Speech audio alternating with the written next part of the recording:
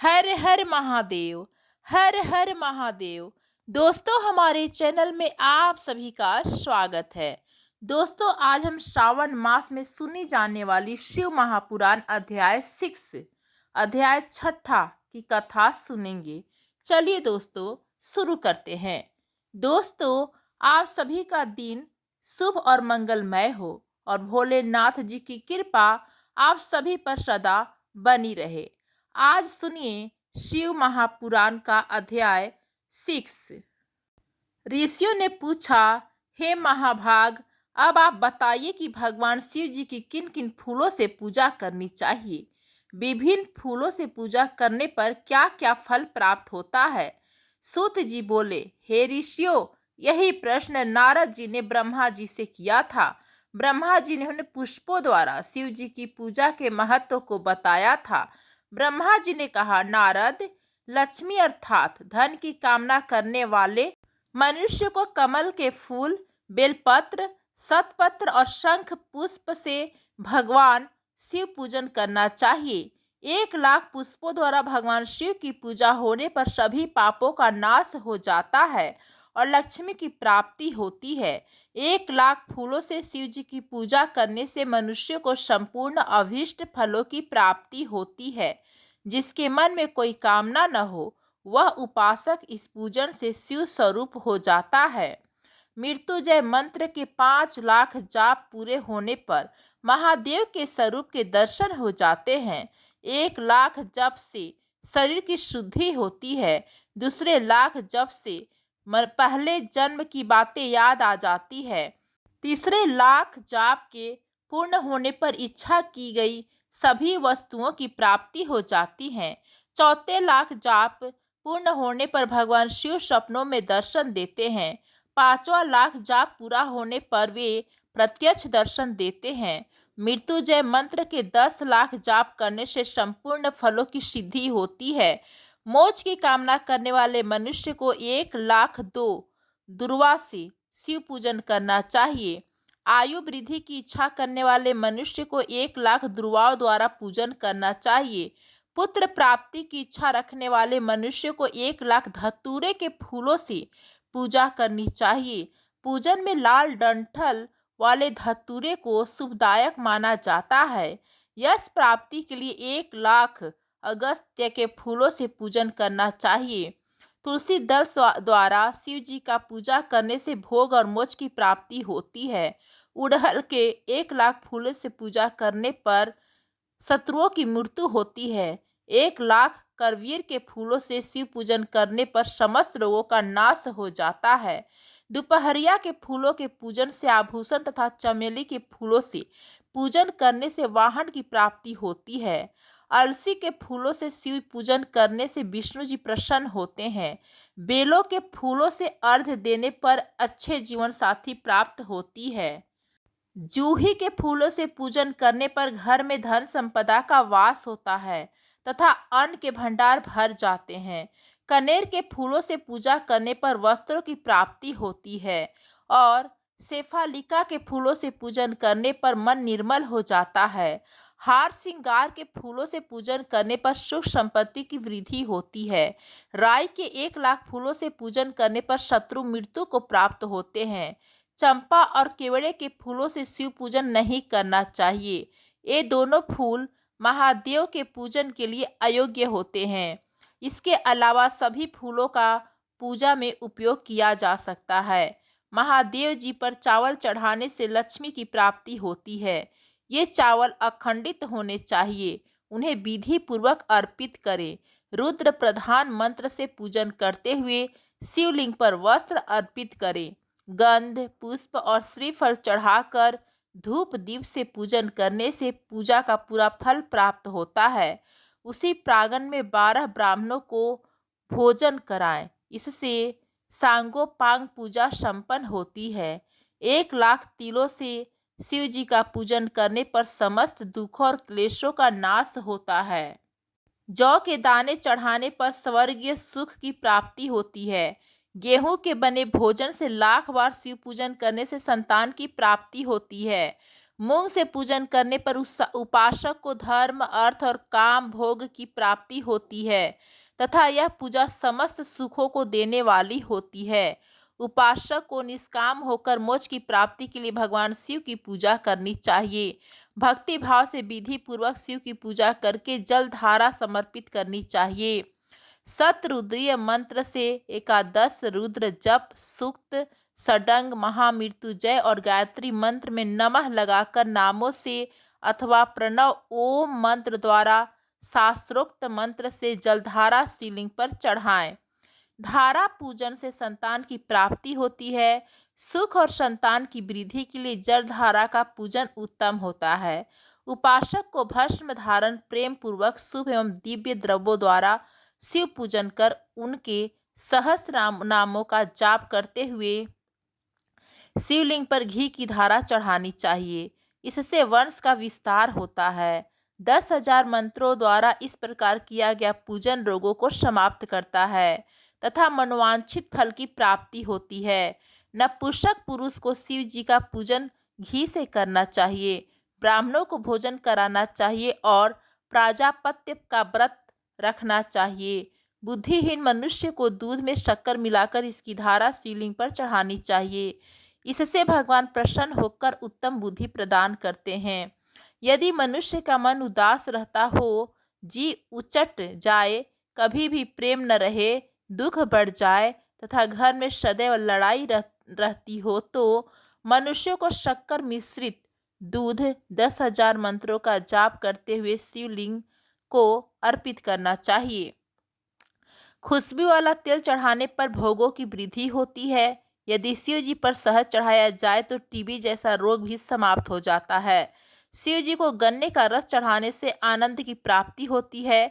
गंगा जल को चढ़ाने से भोग और मोक्ष की प्राप्ति होती है। उपरोक्त वस्तुओं को अर्पित करते समय मृत्युंजय मंत्र के 10,000 जाप करने चाहिए और 11 ब्राह्मणों को भोजन कराना चाहिए। इस प्रकार शिव जी की विधि सहित पूजा करने से पुत्र पौत्रादि सहित सब सुखों को भोगकर अंत में शिवलोक की प्राप्ति होती है। दोस्तों, आगे हम सुनेंगे सृष्टि का वर्णन। नारद जी ने पूछा, पितामह, आपने बहुत सी ज्ञान बढ़ाने वाली उत्तम बातों को सुनाया है। कृपया इसके अलावा और भी जो आप सृष्टि एवं उससे संबंधित लोगों के बारे में जानते हैं, हमें बताने की कृपया करें। ब्रह्मा जी बोले, मुनि, हमें आदेश देकर जब महादेव जी अंतर ध्यान हो गए तो मैं उनकी आज्ञा का पालन करते हुए ध्यान मग्न होकर अपने कर्तव्यों के विषय में सोचने लगा। उस समय भगवान श्री हरि विष्णु से ज्ञान प्राप्त कर मैंने सृष्टि की रचना करने का निश्चय किया। भगवान विष्णु मुझे आवश्यक उपदेश देकर वहां से चले गए। भगवान शिव की कृपा से ब्रह्मांड से बाहर बैकुंठ धाम में जा पहुँचे और वहीं निवास करने लगे। सृष्टि की रचना करने के उद्देश्य से मैंने भगवान शिव और विष्णु का स्मरण करके जल को हाथ में लेकर ऊपर की ओर उछाला। इससे वहां एक अंड प्रकट हुआ जो 24 तत्वों का समूह कहा जाता है। वह विराट आकार वाला अंड जड़ रूप में था। उसे चेतना प्रदान करने हेतु मैं कठोर तप करने लगा और 12 वर्षों तक तप करता रहा। तब श्री हरि विष्णु स्वयं प्रकट हुए और प्रसन्नता पूर्वक बोले। भगवान विष्णु ने कहा, ब्राह्मण, मैं तुम पर प्रसन्न हूँ। जो इच्छा हो वह वर मांग लो। भगवान शिव की कृपा से मैं सब कुछ देने में समर्थ हूँ। ब्रह्मा जी बोले, महाभाग, आपने मुझ पर बड़ी कृपा की है। भगवान शंकर ने मुझे आपके हाथों में सौंप दिया है। आपको मैं नमस्कार करता हूँ। कृपा कर इस विराट 24 तत्वों से बने अंडे को चेतना प्रदान कीजिए।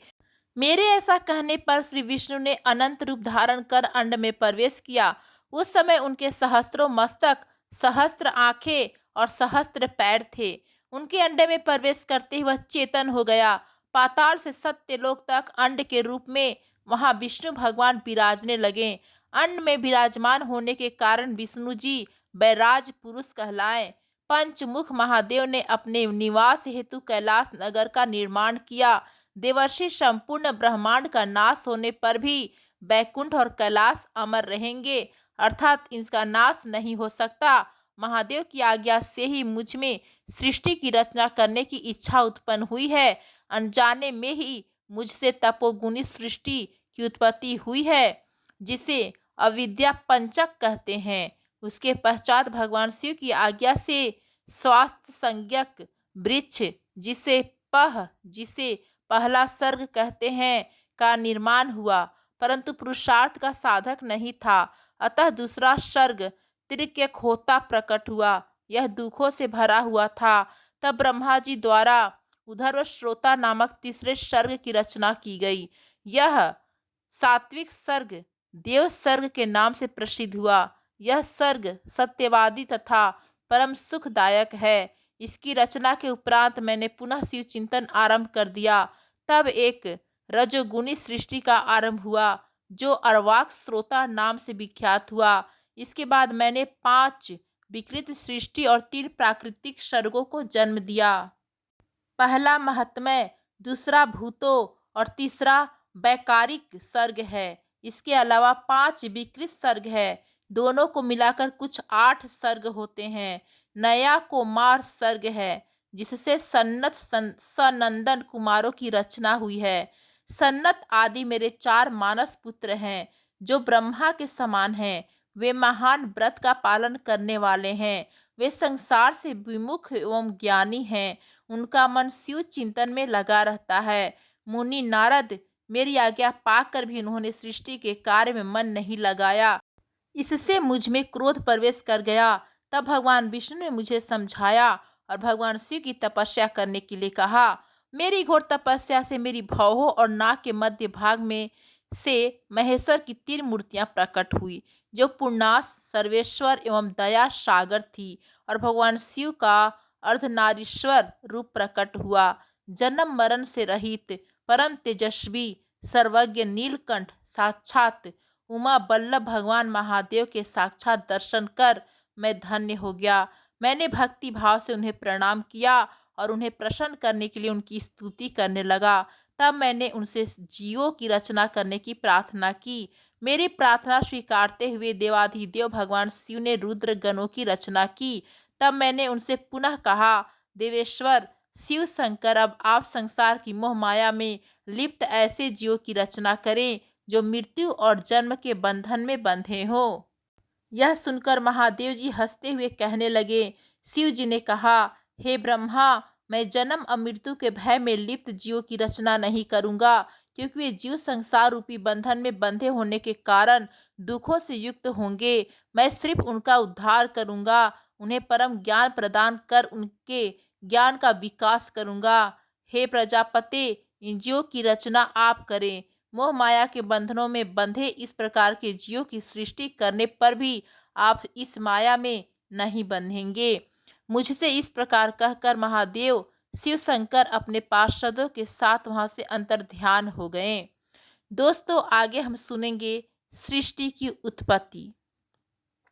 ब्रह्मा जी बोले, नारद, शब्द आदि पंचभूतों द्वारा पंचकरण करके उनके स्थूल आकाश, वायु, अग्नि, जल और पृथ्वी, पर्वत, समुद्र, वृक्ष और कला आदि से युगों और कालों की मैंने रचना की तथा और भी कई पदार्थ मैंने बनाए।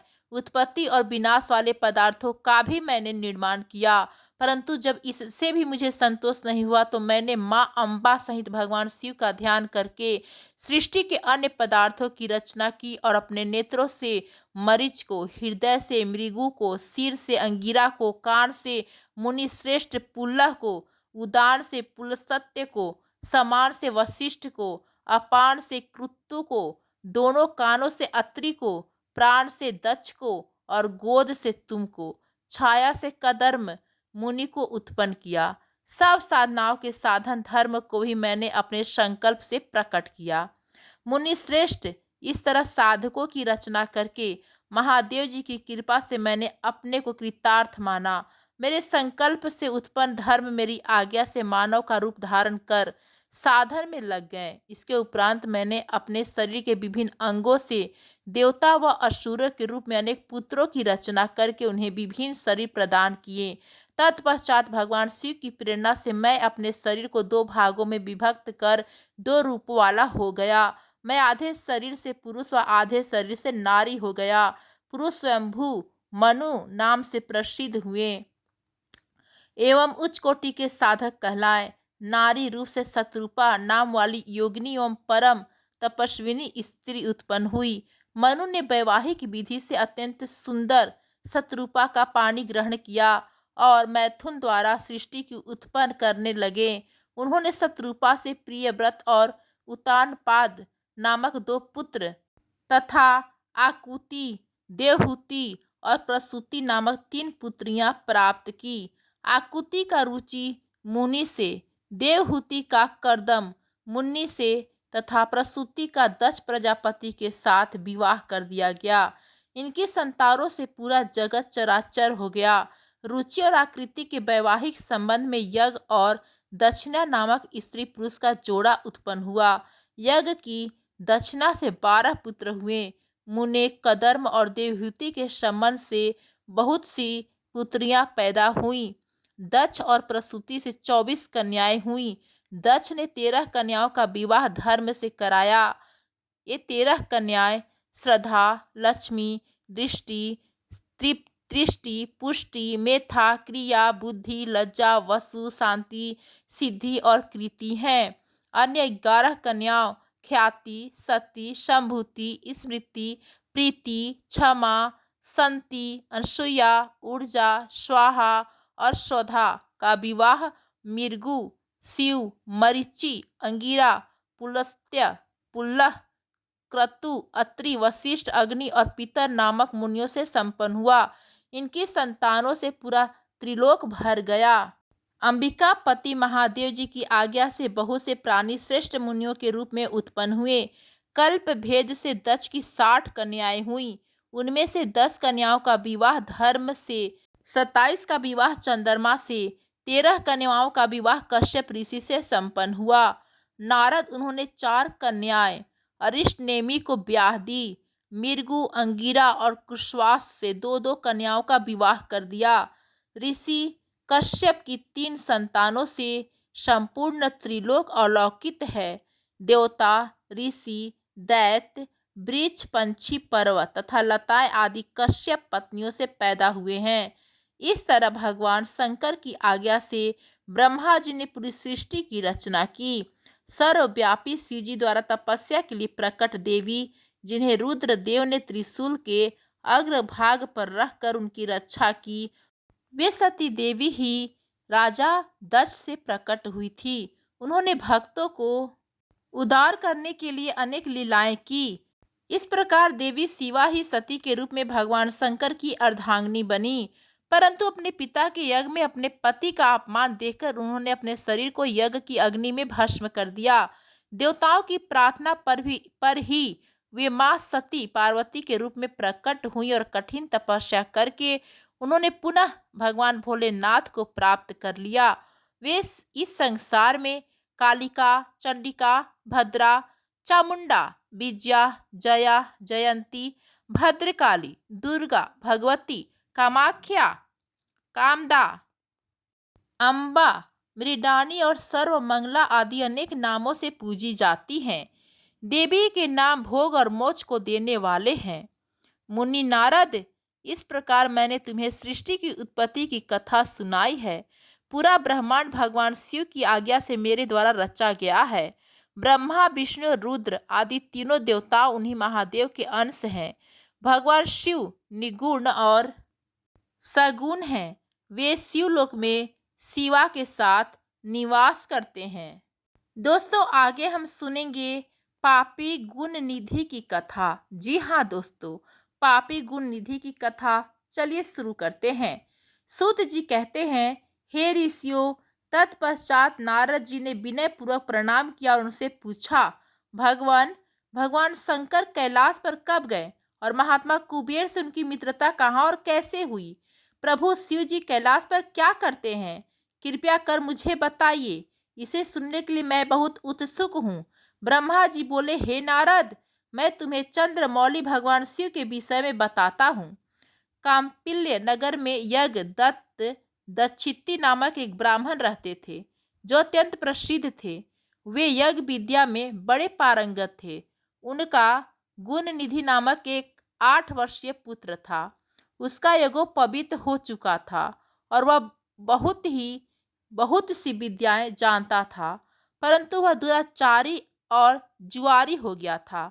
वह हर वक्त खेलता कूदता रहता था तथा गाने बजाने वालों का साथी हो गया था। माता के बहुत से कहने पर भी वह पिता के समीप नहीं जाता था और उनकी किसी आज्ञा को नहीं मानता था। उसके पिता घर के कार्य तथा दीक्षा आदि देने में लगे रहते थे। जब घर में आकर अपनी पत्नी से गुण निधि के बारे में पूछते तो वह झूठ कह देती कि वह कहीं स्नान करने या देवताओं का पूजन करने गया है। केवल एक ही पुत्र होने के कारण वह अपने पुत्र की कमियों को छुपाती रहती थी। उन्होंने अपने पुत्र का विवाह भी करा दिया। माता नित्य अपने पुत्र को समझाती थी। वह उसे यह भी समझाती थी कि तुम्हारी बुरी आदतों के बारे में तुम्हारे पिताजी को पता चल गया तो वे क्रोध करेंगे, हम दोनों को मार देंगे। परंतु गुण निधि पर माँ के समझाने का कोई प्रभाव नहीं पड़ता था। एक दिन उसने अपने पिता की अंगूठी चुरा ली और जुए में हार गया। देवयोग से उसके पिता को अंगूठी के विषय में पता चल गया। जब उन्होंने अंगूठी जुआरी के हाथ में देखी और उससे पूछा तो जुआरी ने कहा, मैंने कोई चोरी नहीं की है, अंगूठी मुझे तुम्हारे पुत्र ने ही दी है। यही नहीं बल्कि उसने और जुआरियों को भी बहुत सारा धन घर से ला कर दिया है। परंतु आश्चर्य तो यह है कि तुम जैसे पंडित भी अपने पुत्र के लक्षणों को नहीं जान पाए। यह सारी बातें सुनकर पंडित दीक्षित का सिर शर्म से झुक गया। वे सिर झुकाकर अपना मुंह ढककर अपने घर की ओर चल दिए। घर पहुंचकर गुस्से से उन्होंने अपनी पत्नी को पुकारा। अपनी पत्नी से उन्होंने पूछा, तेरा लाडला पुत्र कहाँ गया है? मेरी अंगूठी जो मैंने सुबह तुम्हें दी थी वह कहाँ है? मुझे जल्दी से दो। पंडित की पत्नी ने फिर झूठ बोल दिया, मुझे स्मरण नहीं है कि वह कहाँ है। अब तो दीक्षित जी को और भी क्रोध आ गया। वे अपनी पत्नी से बोले, तू बड़ी सत्यवादिनी है, इसलिए मैं जब भी गुण निधि के बारे में पूछता हूँ तब मुझे अपनी बातों से बहला देती है। यह कहकर दीक्षित जी घर के अन्य सामानों को ढूंढने लगे, किंतु उन्हें कोई वस्तु न मिली, क्योंकि वे सब वस्तुएं गुण निधि जुए में हार चुका था। क्रोध में आकर पंडित जी ने अपनी पत्नी और पुत्र को घर से निकाल दिया और दूसरा विवाह कर लिया। ब्रह्मा जी बोले, हे नारद, जब यह समाचार गुणनिधि को मिला तो उसे अपने भविष्य की चिंता हुई। वह कई दिनों तक भूखा प्यासा भटकता रहा। एक दिन भूख प्यास से व्याकुल वह एक शिव मंदिर के पास बैठ गया। एक शिव भक्त अपने परिवार सहित शिव पूजन के लिए विविध सामग्री लेकर वहां आया था। उसने परिवार सहित भगवान शिव का विधि विधान से पूजन किया और नाना प्रकार के पकवान शिवलिंग पर चढ़ाए। पूजन के बाद वे लोग वहां से चले गए तो गुण निधि ने भूख से मजबूर होकर उस भोग को चोरी करने का विचार किया और मंदिर में चला गया। उस समय अंधेरा हो चुका था, इसलिए उसने अपने वस्त्र को जलाकर उजाला किया। यह मानो उसने भगवान शिव के सम्मुख दीप जलाकर दीपदान किया था। जैसे ही वह सब भोग उठाकर भागने लगा, उसके पैरों की धमक से लोगों को पता चल गया कि उसने मंदिर में चोरी की है। सभी उसे पकड़ने के लिए दौड़े और उसका पीछा करने लगे। नगर के लोगों ने उसे खूब मारा। उनकी मार को उसका भूखा शरीर सहन नहीं कर सका। उसके प्राण पखेरु उड़ गए। उसके कुकर्मों के कारण यमदूत उसको बांध कर ले जा रहे थे। तभी भगवान शिव के पार्षद वहां आ गए और गुण निधि को यमदूतों के बंधनों से मुक्त करा दिया। यमदूतों ने शिव गणों को नमस्कार किया और बताया कि यह बड़ा पापी और अधर्म कर्म से हीन है। यह अपने पिता का भी शत्रु है। इसने शिव जी के भोग को भी चुराया है। इसने बहुत पाप किए हैं, इसलिए यह यमलोक का अधिकारी है। इसे हमारे साथ जाने दें ताकि विभिन्न नरकों को यह भोग सके। तब शिवगण ने उत्तर दिया कि निश्चय ही गुण निधि बहुत पापी है, परंतु इसने कुछ पुण्य कर्म भी किए हैं जो संख्या में कम होने पर भी पाप कर्मों को नष्ट करने वाले हैं।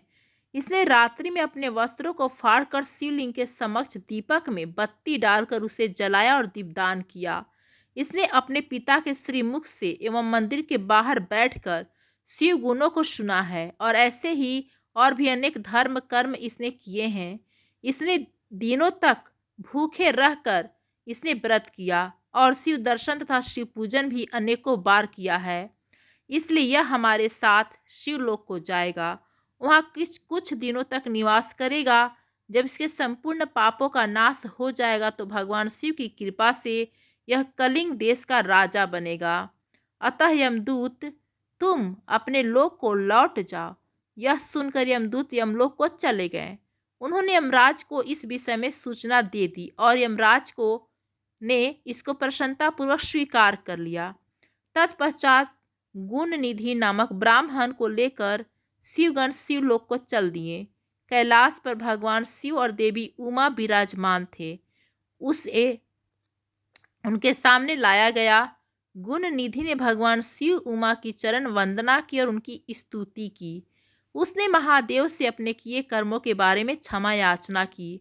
भगवान शिव उसे क्षमा प्रदान कर दिए। वहां शिवलोक में कुछ दिन निवास करने के बाद गुण निधि कलिंग देश के राजा अंदिरम के पुत्र दम के रूप में विख्यात हुआ। हे नारद, शिव जी की थोड़ी सी सेवा भी उसके लिए अत्यंत फलदायक हुई। इस गुण निधि के चरित्र को जो कोई पढ़ता अथवा सुनता है उसकी सभी कामनाएं पूरी होती हैं तथा वह मनुष्य सुख शांति प्राप्त करता है। नारद जी ने प्रश्न किया, हे ब्रह्मा जी, अब आप मुझे यह बताइए कि गुण निधि जैसे महापापी मनुष्य को भगवान शिव द्वारा कुबेर पद क्यों और कैसे प्रदान किया गया।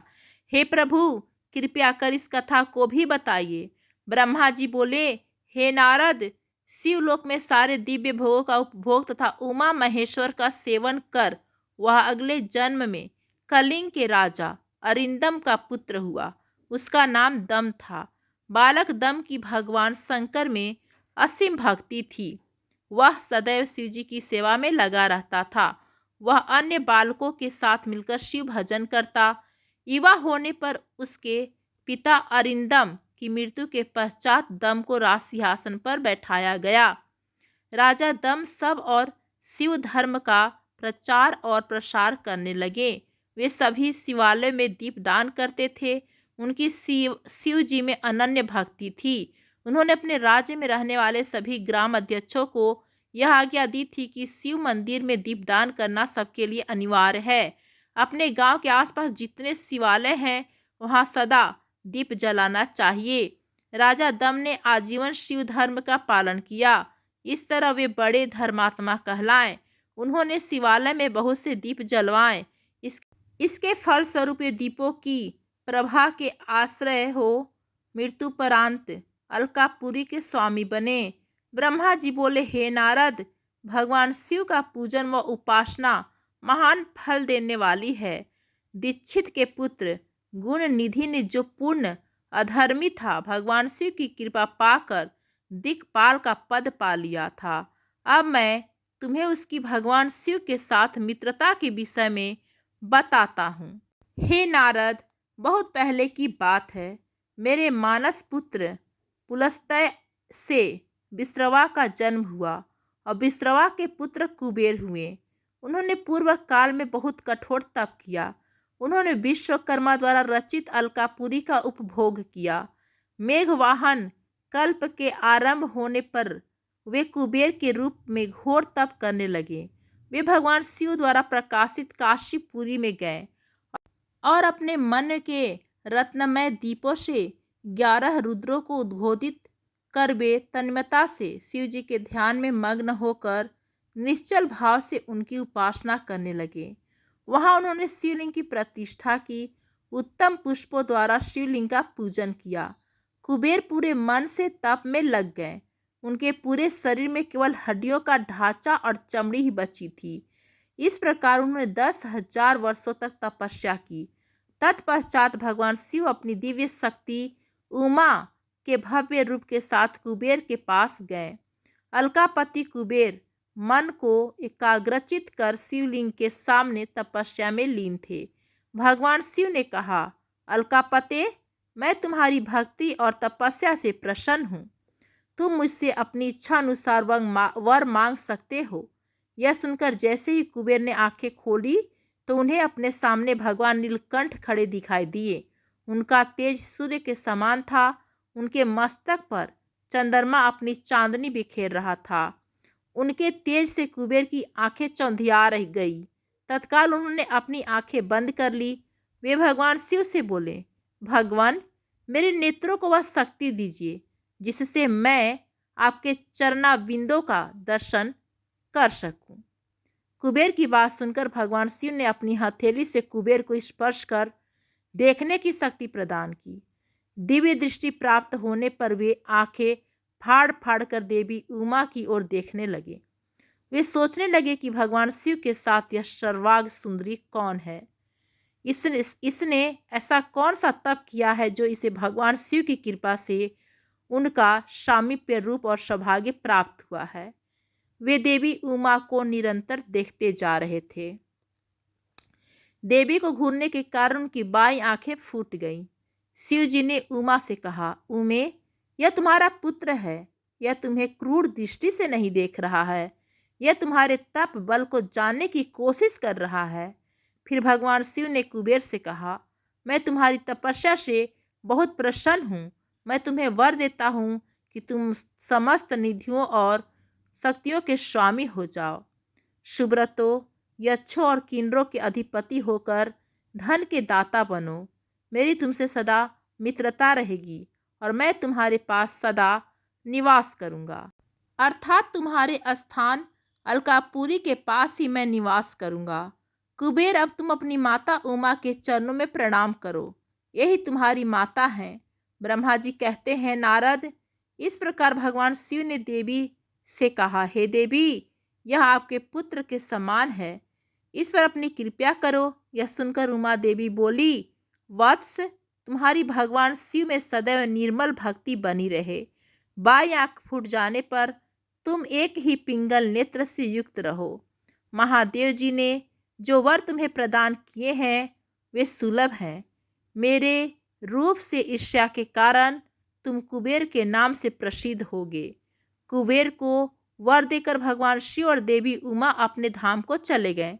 इस प्रकार भगवान शिव और कुबेर में मित्रता हुई और वे अलकापुरी के निकट कैलाश पर्वत पर निवास करने लगे। नारद जी ने कहा, ब्रह्मा जी, आप धन्य हैं। आपने मुझ पर कृपया कर मुझे इस अमृत कथा के बारे में बताया है। निश्चय ही शिव भक्ति दुखों को दूर कर समस्त सुख प्रदान करने वाला है। ब्रह्मा जी बोले, हे नारद मुनि, कुबेर के कैलाश पर्वत पर तप करने से वहां पर भगवान शिव का शुभ आगमन हुआ। कुबेर को वर देने वाले विश्वेश्वर शिव जब निधिपति होने का वर देकर अंतर ध्यान हो गए, तब उनके मन में विचार आया कि मैंने रुद्र रूप में, जिसका जन्म ब्रह्मा जी के ललाट से हुआ है और जो संहारक है, कैलाश पर्वत पर निवास करूंगा। शिव की इच्छा से कैलाश जाने की इच्छुक रुद्रदेव ने बड़े जोर जोर से अपना डमरू बजाना शुरू कर दिया। वह ध्वनि उत्साह बढ़ाने वाली थी। डमरू की ध्वनि तीनों लोकों में गूंज रही थी। उस ध्वनि में सुनने वालों को अपने पास आने का आग्रह था। उस डमरू ध्वनि को सुनकर ब्रह्मा, विष्णु आदि सभी देवता, ऋषि मुनि, वेद शास्त्रों को जानने वाले सिद्ध लोग बड़े उत्साहित होकर कैलाश पर्वत पर पहुंचे। भगवान शिव के सारे पार्षद और गणपाल जहाँ भी थे वे कैलाश पर्वत पर पहुंचे। साथ ही असंख्य गणों सहित अपनी लाखों करोड़ों भयावनी भूतों प्रेतों की सेना के साथ स्वयं शिव जी भी वहां पहुंचे। सभी गणपाल सहस्त्रों भुजाओं से युक्त थे। उनके मस्तक पर जटाएं थी। सभी चंद्रचूड़, नीलकंठ और त्रिलोचन थे। हार, कुंडल, केयूर तथा मुकुट से वे अलंकृत थे। भगवान शिव ने विश्वकर्मा को कैलाश पर्वत पर निवास बनाने की आज्ञा दी। वे अपने भक्तों के रहने के लिए योग्य आवास तैयार करने का आदेश दिया। विश्वकर्मा ने आज्ञा पाते ही अनेक प्रकार के सुंदर निवास स्थान वहां बना दिए। उत्तम मुहूर्त में उन्होंने वहां प्रवेश किया। इस मधुर बेला पर सभी देवताओं, ऋषि मुनियों और सिद्धों सहितों ब्रह्मा और विष्णु जी ने शिव जी व उमा का अभिषेक किया। विभिन्न प्रकार से उनकी पूजा अर्चना और स्तुति की। प्रभु की आरती उतारी। उस समय आकाश में फूलों की वर्षा हुई। इस समय चारों ओर भगवान शिव तथा देवी उमा की जय जयकार हो रही थी। सभी की स्तुति से प्रसन्न होकर भगवान शिव ने उन्हें उनकी इच्छा के अनुसार वरदान दिया तथा उन्हें अभीष्ट और मनोवांछित वस्तुएं भेंट की। तत्पश्चात भगवान शंकर की आज्ञा लेकर सभी देवता अपने अपने निवास को चले गए। कुबेर भी भगवान शिव की आज्ञा पाकर अपने स्थान अलकापुरी को चले गए। तत्पश्चात भगवान शंभु वहां निवास करने लगे। वे योग साधना में लीन होकर ध्यान में मग्न रहते। कुछ समय तक वहां अकेले निवास करने के बाद उन्होंने दक्ष कन्या देवी सती को पत्नी रूप में प्राप्त कर लिया। देवर्षि अब रुद्र भगवान देवी सती के साथ वहां शांतिपूर्वक विहार करने लगे। हे नारद, इस प्रकार मैंने तुम्हें भगवान शिव के रुद्र अवतार का वर्णन और उनके कैलाश पर आगमन की उत्तम कथा सुनाई। तुम्हें शिव जी व कुबेर की मित्रता और भगवान शिव की विभिन्न लीलाओं के विषय में बताया है। उनकी भक्ति तीनों लोकों का सुख प्रदान करने वाली तथा मनोवांछित फलों को देने वाली है। इस लोक में ही नहीं परलोक में भी सद्गति प्राप्त होती है। इस कथा को जो भी मनुष्य एकाग्र होकर सुनता या पढ़ता है वह इस लोक में सुख और भोगों को पाकर मोक्ष को प्राप्त करता है। नारद जी ने ब्रह्मा का धन्यवाद किया और उनकी स्तुति की। वे बोले कि प्रभु, आपने मुझे इस अमृत कथा को सुनाया है। आप महाज्ञानी हैं, आप सभी की इच्छाओं को पूर्ण करते हैं। मैं आपका आभारी हूँ। शिव चरित्र जैसे श्रेष्ठ ज्ञान आपने मुझे दिया है। हे प्रभु, मैं आपको बारंबार नमस्कार करता हूँ। दोस्तों, आगे नारद जी ने पूछा, है ब्रह्मा जी, आपके श्री मुख से मंगलकारी व अमृतमय शिव कथा सुनकर मुझ में उनके विषय में और अधिक जानने की लालसा उत्पन्न हो गई है। अतः भगवान शिव के बारे में मुझे बताइए। विश्व की सृष्टि करने वाले हे ब्रह्मा जी, मैं सती के विषय में भी जानना चाहता हूँ। सदा शिव योगी होते हुए एक स्त्री के साथ विवाह करके गृहस्थ कैसे हो गए? उन्हें विवाह करने का विचार कैसे आया? जो पहले दक्ष की कन्या थी फिर हिमालय की कन्या हुई, वे सती पार्वती किस प्रकार शंकर जी को प्राप्त हुई? पार्वती जी ने किस प्रकार घोर तपस्या की और कैसे उनका विवाह हुआ? कामदेव को भस्म कर देने वाले भगवान शिव के आधे शरीर में वे किस प्रकार स्थान पा सकी? उनका अर्धनारीश्वर रूप क्या है? हे प्रभु, आप ही मेरे इन प्रश्नों के उत्तर दे सकते हैं। आप ही मेरे संशयों का निवारण कर सकते हैं। ब्रह्मा जी ने कहा, हे नारद, देवी सती और भगवान शिव का शुभ यश परम पावन, दिव्य और गोपनीय है। उसके रहस्य को वे ही समझते हैं। सर्वप्रथम तुम्हारी प्रार्थना पर मैं तुम्हें सती के चरित्र को बताता हूँ। पहले मेरे एक कन्या पैदा हुई जिसे देखकर मैं काम पीड़ित हो गया। तब रुद्र ने धर्म का स्मरण कराते हुए मुझे बहुत धिक्कारा। फिर वे अपने निवास कैलाश पर्वत पर चले गए। उन्हें मैंने समझाने की कोशिश की परंतु मेरे सभी प्रयत्न निष्फल हो गए। तब मैंने शिव जी की आराधना की। शिव जी ने मुझे बहुत समझाया परंतु मैंने हट नहीं छोड़ा और फिर रुद्रदेव को मोहित करने के लिए शक्ति का उपयोग करने लगा। मेरे पुत्र दक्ष के यहाँ सती का जन्म हुआ। वह दक्ष सूता उमा नाम से उत्पन्न होकर कठिन तप करके रुद्र की स्त्री हुई। रुद्र ने गृहस्थाश्रम में सुखपूर्वक समय व्यतीत किया। उधर शिव जी की माया से दक्ष को घमंड हो गया और वह महादेव जी की निंदा करने लगा। दक्ष ने एक विशाल यज्ञ का आयोजन किया। उस यज्ञ में दक्ष ने मुझे, विष्णु को, सभी देवी देवताओं को और ऋषि मुनियों को निमंत्रण दिया परंतु महादेव शिव जी एवं अपनी पुत्री सती को उस विशाल यज्ञ का निमंत्रण नहीं दिया। सती को जब इस बात की जानकारी मिली तो उन्होंने शिव चरणों में वंदना कर उनसे दक्ष यज्ञ में जाने की इच्छा प्रकट की। भगवान शिव ने देवी सती को बहुत समझाया कि बिना बुलाए ऐसे आयोजनों में जाना अपमान और अनिष्टकारक होता है, लेकिन सती ने जाने का हठ किया। शिव ने भावी देखते हुए आज्ञा दे दी। शिव सर्वज्ञ हैं। सती पिता के घर चली गईं। वहां यज्ञ में महादेव जी के लिए भाग न देखकर और अपने पिता के मुख से अपने पति की घोर निंदा सुनकर उन्हें बहुत क्रोध आया। वे महादेव की निंदा सहन न कर सकी और उन्होंने उसी यज्ञ कुंड में कूदकर अपने शरीर का त्याग कर दिया। जब इसका समाचार शिव तक पहुंचा तो वे बहुत कुपित हुए। उन्होंने अपनी जटा का एक बाल उखाड़कर वीरभद्र नामक अपने गण को उत्पन्न किया। भगवान शिव ने वीरभद्र को आज्ञा दी कि वह दक्ष के यज्ञ का विध्वंस कर दे। वीरभद्र ने शिव आज्ञा का पालन करते हुए यज्ञ की विध्वंस कर दिया और दक्ष का सिर काट दिया। इस उपद्रव को देखकर सभी लोग भगवान शिव की प्रार्थना करने लगे।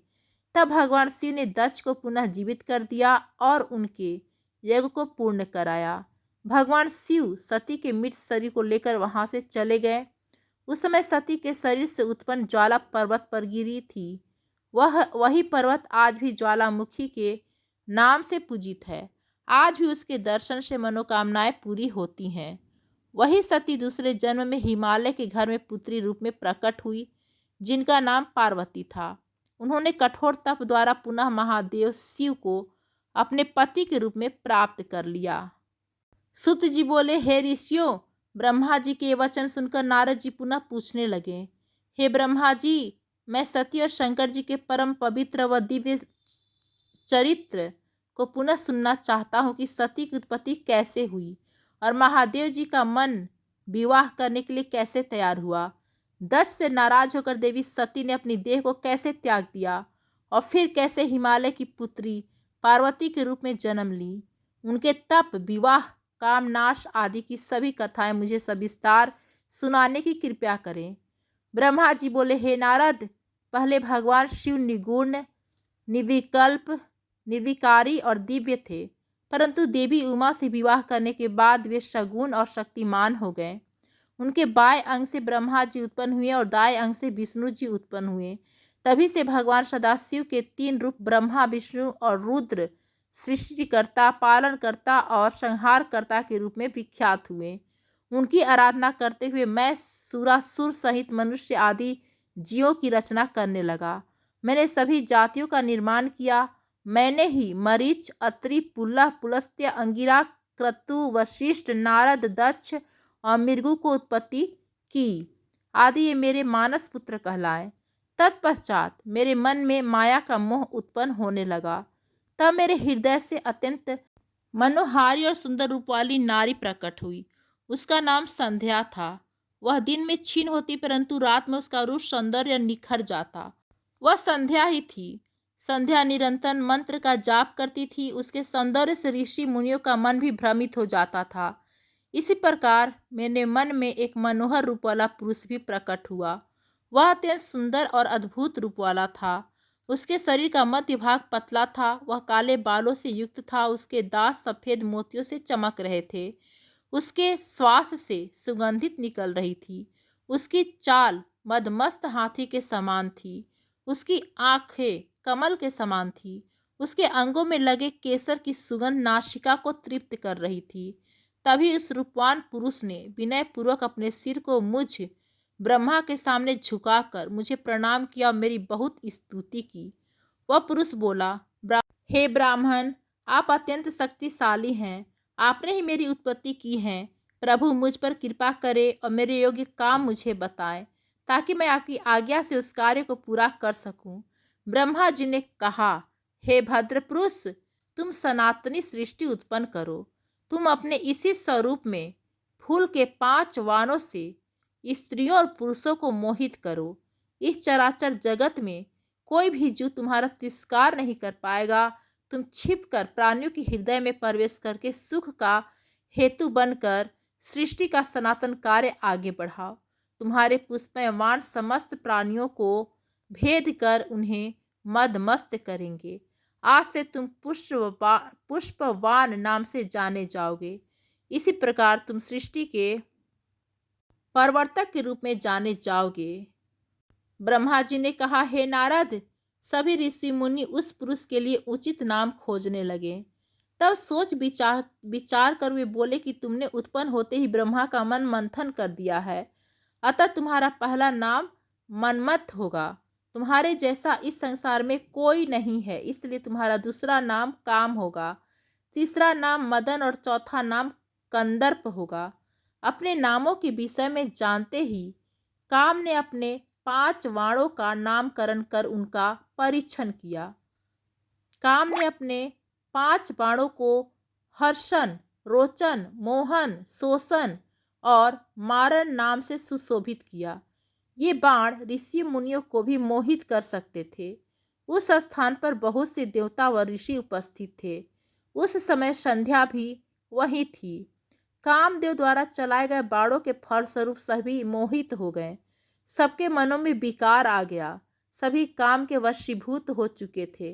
प्रजापति, मरीचि, अत्रि, दक्ष आदि सब मुनियों के साथ साथ ब्रह्मा जी भी काम के वेश में होकर संध्या को पाने की इच्छा करने लगे। ब्रह्मा व उनके मानस पुत्रों सभी को एक कन्या पर मोहित होते देख धर्म को बहुत दुख हुआ। धर्म ने धर्म रक्षक त्रिलोकीनाथ का स्मरण किया। तब मुझे देखकर शिवजी हंसे और कहने लगे, हे ब्रह्मा, अपनी पुत्री के ही प्रति तुम मोहित कैसे हो गए? सूर्य का दर्शन करने वाले दक्ष, मरीचि आदि योगियों का निर्मल मन कैसे स्त्री को देखते ही मलिन हो गया? जिन देवताओं का मन स्त्री के प्रति आसक्त हो, उनके साथ शास्त्र संगति किस प्रकार की जा सकती है? इस प्रकार के शिव वचन सुनकर मुझे बहुत लज्जा का अनुभव हुआ और मेरा पूरा शरीर पसीने पसीने हो गया। मेरा विकार समाप्त हो गया, परंतु मेरे शरीर में जो पसीना नीचे गिरा उससे प्रीतगणों की उत्पत्ति हुई। उससे 64,000 आग्नेय श्वातो प्रीतगण उत्पन्न हुए और 86,000 बहिर्शर्द पितर हुए। एक सर्वगुण संपन्न अति सुंदर कन्या भी उत्पन्न हुई, जिसका नाम रति था। उसका रूप सौंदर्य देखकर ऋतु आदि स्खलित हो गए एवं उससे अनेक पितरों की उत्पत्ति हुई। इस प्रकार संध्या से पितरों की उत्पत्ति हुई। शिव जी का वहां से अंतर्ध्यान होने पर मैं काम पर क्रोधित हुआ। मेरे क्रोध होने पर काम ने वह वाण वापस खींच लिया। वाण के निकलते ही मैं क्रोध की अग्नि से जलने लगा। मैंने काम को शिव वाण से भस्म होने का श्राप दे डाला। यह सुनकर काम और रति दोनों मेरे चरणों में गिर पड़े और मेरी स्तुति करने लगे तथा क्षमा याचना करने लगे। तब काम ने कहा, हे प्रभु, आपने ही तो मुझे वर देते हुए कहा था कि ब्रह्मा, विष्णु, रुद्र समेत सभी देवता, ऋषि, मुनि और मनुष्य तुम्हारे वश में होंगे। मैं तो सिर्फ अपनी उस शक्ति का परीक्षण कर रहा था, इसलिए मैं दोषी नहीं हूँ। प्रभु, मुझ पर कृपा करें, इस श्राप के प्रभाव को समाप्त करने का उपाय बताएं। इस प्रकार काम के वचनों को सुनकर ब्रह्मा जी का क्रोध शांत हुआ। तब उन्होंने कहा कि मेरा श्राप झूठा नहीं हो सकता, इसलिए तुम महादेव के तीसरे नेत्र रूपी अग्निवाण से भस्म हो जाओगे।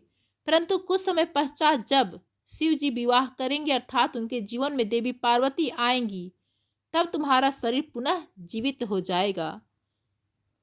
नारद जी ने पूछा, हे ब्रह्मा जी, इसके पश्चात क्या हुआ? आप मुझे इससे आगे की कथा बताइए। भगवान काम और रति का विवाह हुआ या नहीं? आपके श्राप का क्या हुआ? कृपया इसके बारे में भी मुझे सविस्तार बताइए। ब्रह्मा जी बोले, शिव जी के वहां से अंतर्ध्यान हो जाने पर दक्ष ने काम से कहा, हे कामदेव, आपके ही समान गुणों वाली परम सुंदरी एवं सुशीला मेरी कन्या को तुम पत्नी के रूप में स्वीकार करो। मेरी पुत्री सर्वगुण संपन्न है तथा हर तरीके से आपके लिए योग्य है। हे महातेजस्वी मनोभाव, यह हमेशा तुम्हारे साथ रहेंगी और तुम्हारी इच्छा अनुसार कार्य करेंगी। यह कहकर दक्ष ने अपनी कन्या, जो उनके पसीने से उत्पन्न हुई थी, का नाम रति रख दिया। तत्पश्चात कामदेव और रति का विवाह बहुत ही धूमधाम से हुआ। हे नारद, दक्ष की पुत्री रति बड़ी रमणीय और परम सुंदरी थी। उसका रूप लावण्य मुनियों को भी मोह लेने वाला था। रति से विवाह होने पर कामदेव अत्यंत प्रसन्न हुए। वे रति पर पूर्ण मोहित थे। उनके विवाह पर बहुत बड़ा उत्सव हुआ। प्रजापति दक्ष पुत्री के लिए योग्य वर पाकर बहुत खुश थे। दक्ष कन्या देवी रति भी कामदेव को पाकर धन्य हो गई थी। जिस प्रकार बादलों में बिजली शोभा पाती है, उसी प्रकार कामदेव के साथ रति शोभा पा रही थी। कामदेव ने रति को अपने हृदय सिंहासन में बैठाया तो रति भी कामदेव को पाकर उसी प्रकार प्रसन्न हुई, जिस प्रकार श्री हरि को पाकर देवी लक्ष्मी। उस समय आनंद और खुशी से सराबोर कामदेव व रति भगवान शिव का श्राप भूल गए। सूत जी कहते हैं, ब्रह्मा जी का यह कथन सुनकर महर्षि नारद बड़े प्रसन्न हुए और हर्षपूर्वक बोले, हे पितामह, आपने भगवान शिव की अद्भुत लीला मुझे सुनाई है। प्रभु, अब आप मुझे यह बतलाई कि कामदेव रति के विवाह के उपरांत सब देवताओं के अपने धाम चले जाने के बाद पितरों को उत्पन्न करने वाली ब्रह्मा कुमारी संध्या कहाँ गई? उनका विवाह कब और कैसे हुआ? संध्या के विषय में मेरी जिज्ञासा शांत कीजिए। आज की शिव पुराण की यह दिव्य कथा यहीं पूर्ण होती है। आप सभी को बहुत बहुत धन्यवाद जो आपने इतने भाव और भक्ति के साथ इस कथा का श्रवण किया। हर हर महादेव, हर हर महादेव। दोस्तों, भोलेनाथ आप सभी की मनोकामनाएं पूरी करें। धन्यवाद दोस्तों।